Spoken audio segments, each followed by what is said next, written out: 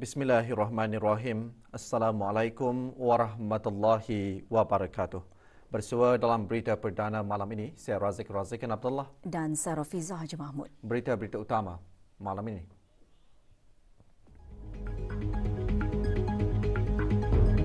Jemaah Haji Negara Brunei Darussalam menyertai kira-kira 1 juta jemaah haji dari seluruh dunia untuk melaksanakan wukuf di Arafah.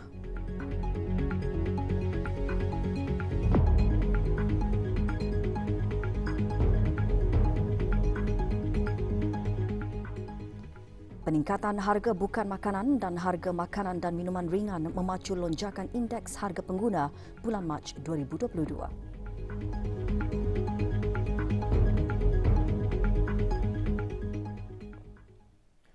Status harian normal baru COVID-19. 1 kes dalam kategori 5 iaitu mereka yang memerlukan rawatan di unit rawatan intensif ICU. Kementerian Kesihatan juga maklumkan 5 kes kini berada dalam kategori 4. Sementara itu, 1,415 kes sembuh hari ini.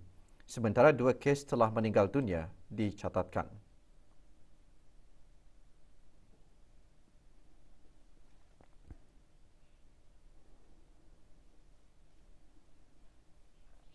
Jumlah keseluruhan pemberian 2 dos vaksin COVID-19 bagi kanak-kanak berumur 5 hingga 11 tahun ialah 76.7%. Bagi liputan bagi rakyat dan penduduk negara ini yang mendapatkan 3 dos vaksin adalah 73.6%, manakala 3.8% bagi 4 dos vaksin. Bagi remaja berumur 12 hingga 17 tahun yang mendapat 3 dos vaksin pula 50.8%.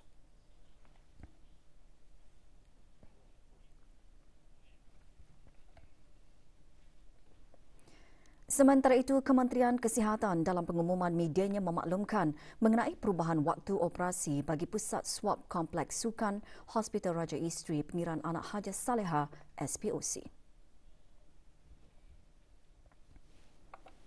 Sempena Hari Raya Aidiladha iaitu pada hari Ahad 10 Julai 2022, pusat berkenaan akan dibuka bermula pukul 2 petang hingga 8 malam. Manakala pada hari Jumaat 15 Julai 2022 iaitu bersempena sambutan Hari Keputeraan ke bawah Dulia Mahamulia Paduka Seri Baginda Sultan dan Yang di-Pertuan Negara Brunei Darussalam yang ke-76 tahun, Pusat Swab SPOC akan beroperasi mulai pukul 2 petang hingga 8 malam. Maklumat lanjut hubungi talian Darussalam 123 pada bila-bila masa.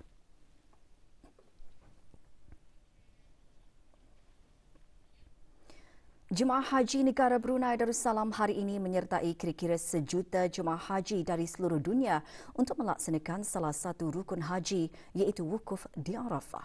Ibadah wukuf yang bermula pada waktu Zuhur di Mekah merupakan kemuncak kepada ibadat haji. Tahun ini merupakan musim haji terbesar sejak pandemik COVID-19 melanda dunia 2 tahun lalu.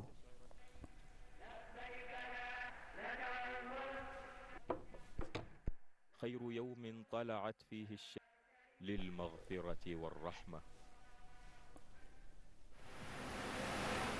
Dalam pada itu, jemaah haji negara telah tiba di Arafah mengikut jadual yang telah ditentukan oleh pakej-pakej pengendali haji. 2 bas membawa jemaah yang mengikuti pakej Al-Hijrah Travel and Tours Sdn Bhd dan Strait Central Agencies tiba di bumi Arafah pada pukul 11.30 malam dan selebihnya pada pukul 6.23 pagi tadi. Sejurus ketibaan, mereka terus dibawa ke kemah yang menempatkan bilik jemaah.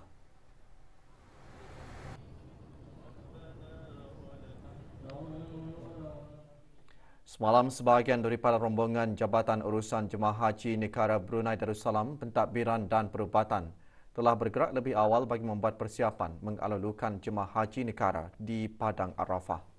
Arafah yang terletak di sebuah kawasan yang dikelilingi bukit yang terletak kira-kira 18 km dari Masjidil Haram di Mekah Al-Mukarramah. Rombongan Jabatan Urusan Jemaah Haji Pentadbiran terlebih dahulu meninjau ruang tempat sembahyang bagi jemaah. Ruangan ini berupaya menampung dan memberi keselesaan kepada jemaah negara.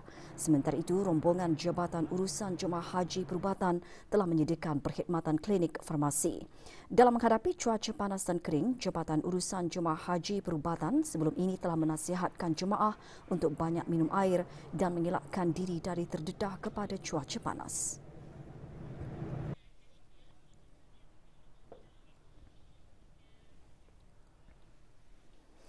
Indeks harga pengguna IHP bagi bulan Mac 2022 meningkat sebanyak 3.8% tahun ke tahun berbanding bulan Mac 2021.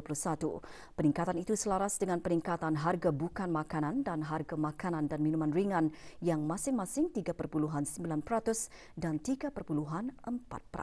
Jabatan Perancangan Ekonomi dan Statistik Kementerian Kewangan dan Ekonomi dalam siaran akhbarnya juga mengongsikan IHP bagi bulan Mac 2022 bagi perubahan bulan ke bulan meningkat 0.9% berbanding bulan Februari 2022. Indeks makanan dan minuman ringan meningkat 0.6%, manakala indeks bukan makanan meningkat 1.0%.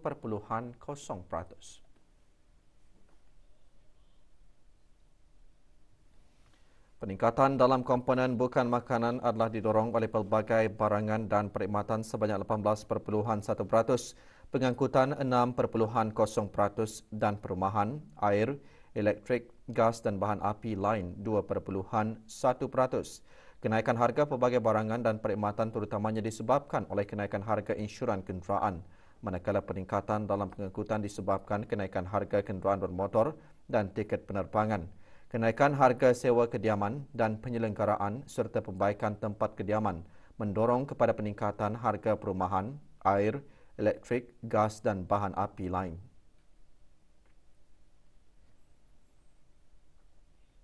Peningkatan harga makanan dan minuman ringan adalah disebabkan oleh kenaikan harga makanan seperti harga minyak masak sebanyak 27.5%, daging ayam 8.5% dan ikan segar 7.7%. Kenaikan harga minyak masak terutamanya disebabkan oleh peningkatan harga bahan import minyak sayuran dan minyak sawit. Manakala bagi daging ayam, kenaikan harga antara lain disebabkan oleh peningkatan kos makanan ternakan ayam. Laporan penuh IHP bagi bulan Mac 2022 boleh didapati melalui laman sesawang JPES.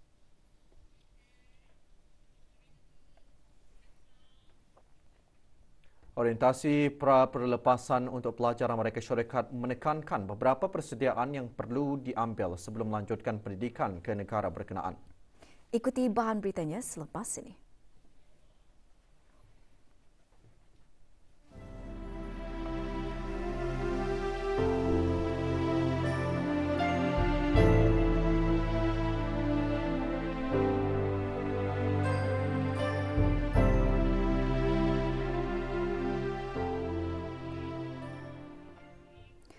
Kedutaan Amerika Syarikat di negara Brunei Darussalam petang tadi mengadakan orientasi pra-perlepasan untuk pelajar Amerika Syarikat melalui Education USA.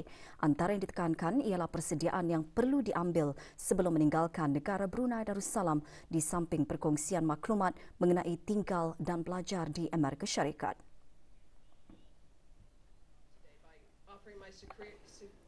Puan Yang Terutama Karen McClellan, Duta Besar Istimewa dan Mutlak ke Amerika Syarikat ke negara Brunei Darussalam, dalam ucapan berkata, para pelajar terpilih akan menjadi antara generasi pemimpin, usahawan, saintis, doktor, ahli akademik dan artis yang akan memastikan masa depan yang cerah untuk negara.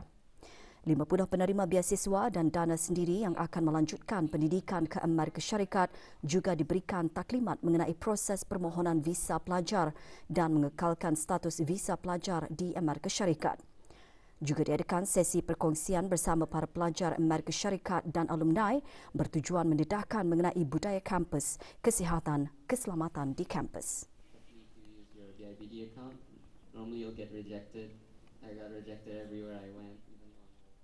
Seramai 48 murid darjah 6 Sekolah Antarabangsa Jerudong JIS menamatkan pembacaan Al-Quran 30 juz.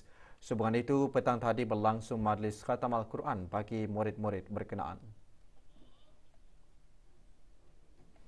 Bacaan surah Al-Fatihah dipimpin oleh Awang Haji Hairul Muhammad Daud bin Haji Abdul Karim, Timbalan Setia Usaha Tetap Info Komunikasi, Kementerian Pengangkutan dan Info Komunikasi. Majlis merupakan aktiviti tahunan sekolah bagi menepati hasrat kerajaan dalam melahirkan generasi cilik Al-Quran. Majlis antara lain bertujuan untuk menggalakkan murid-murid sentiasa membaca Al-Quran dengan betul dan lancar serta memastikan murid-murid dapat mengkhatamkan Al-Quran sebelum menamatkan darjah 6 persekolahan agama.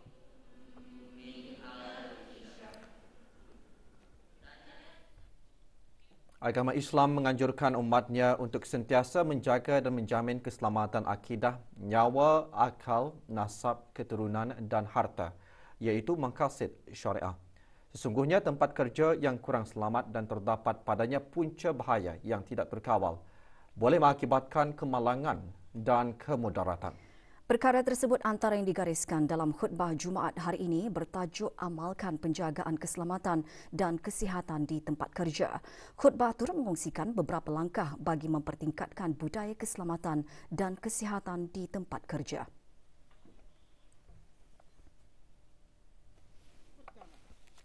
Komitmen pihak pengurusan dalam melaksanakan usaha-usaha yang berkaitan dengan keselamatan di tempat kerja.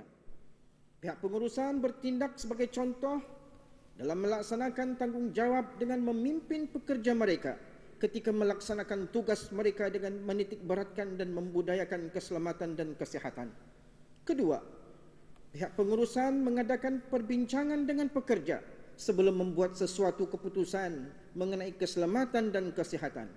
Dengan cara ini, ia dapat menimbulkan rasa kepentingan dan tanggungjawab terhadap keselamatan dan kesihatan pekerja itu sendiri. Ketiga, pihak pengurusan menerangkan kepada pekerja matlamat dan tujuan langkah kesihatan dan keselamatan untuk dilaksanakan secara berkesan kepada pekerja dan memastikan bahawa pekerja tersebut faham akan maksud mengapa langkah tersebut dilaksanakan. Keempat, pihak pengurusan memastikan pekerja diberikan kursus dan latihan yang bersesuaian bagi meningkatkan kemahiran ataupun kecekapan pekerja tersebut dalam melaksanakan usaha-usaha atau langkah-langkah keselamatan di tempat kerja.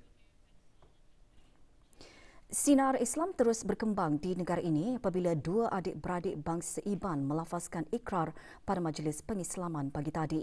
Majlis diadakan di Pusat Dakwah Islamiyah.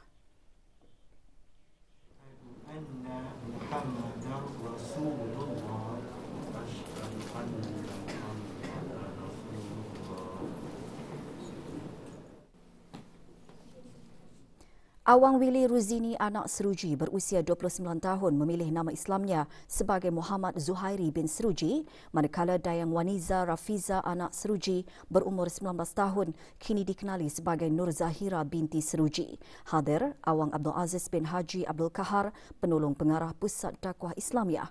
Menurut statistik Pusat Dakwah Islamiyah, 221 orang telah memeluk agama Islam di seluruh negara sejak awal tahun ini hingga 30 Jun lalu.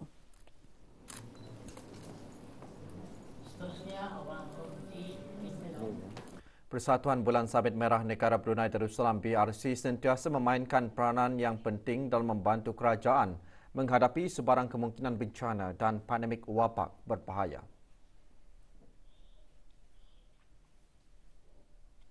Petang tadi diadakan majlis penyampaian surat lantikan dan tauliah pangkat Ahli Lembaga Eksekutif Kebangsaan 2022-2024. Penyampaian disempurnakan oleh Pengiran Datuk Paduka Haji Muhammad Yusof bin Pengiran Haji Bahar yang dipertua BRC. Seramai 25 orang menerima surat lantikan dan tauliah pangkat. Majlis diselajurkan penyampaian BRC Medal of Honor kepada 6 orang penaja utama operasi COVID-19 serta penyampaian surat lantikan ahli jawatan kuasa sumber dana dan projek khas.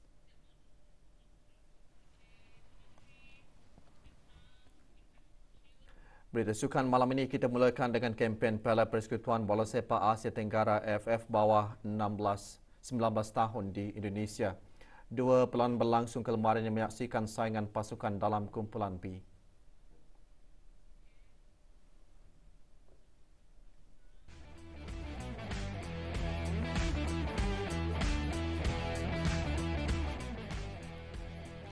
Perlawanan pertama menyaksikan Singapura dan Malaysia membawa pulang satu mata setelah terikat tanpa jaringan. Manakala dalam satu lagi perlawanan menyaksikan Laos menang 2-1 ke atas Kemboja. Kedua-dua perlawanan berlangsung di Stadium Madya di Senayan. Dengan keputusan tersebut, Laos mengungguli kedudukan teratas kumpulan P dengan 6 mata dari 2 perlawanan, sementara Malaysia menghuni tangga kedua dengan 4 mata.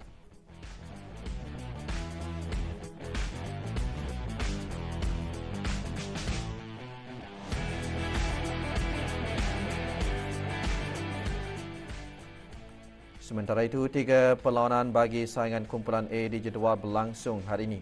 Skuad Brunei Darussalam yang berdepan Thailand petang tadi terpaksa akur setelah tewas 0-2.